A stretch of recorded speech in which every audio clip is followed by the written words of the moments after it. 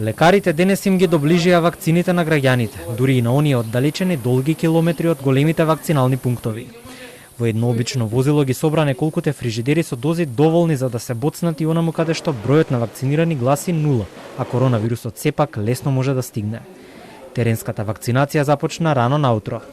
Вака изгледа еден теренски вакцинален пункт. Екипите од Здравствен дом Скопје со себе во фрижидерите донесоа 100 вакцини, од кои што до пладне потрошија 20 на дози.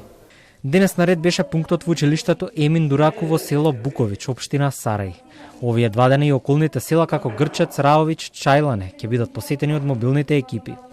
Потоа ќе се оди и во други места во околината на Скопје, а за 3 недели екипите ќе се вратат да дадат и втора доза вакцина.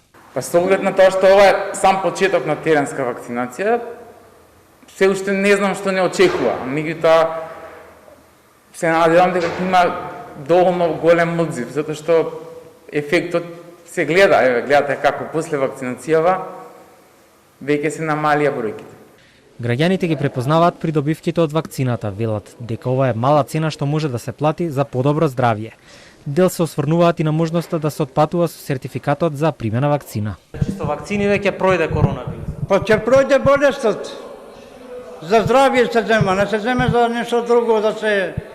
Некој вика не треба, не треба, треба да се зема. Било каде, кај да си, да знаеш, здравје не се плаќа со пари. Значи ова што например што се бара, што е сертифицирано меѓународно, тоа е повеќе, значи ја барат луѓето.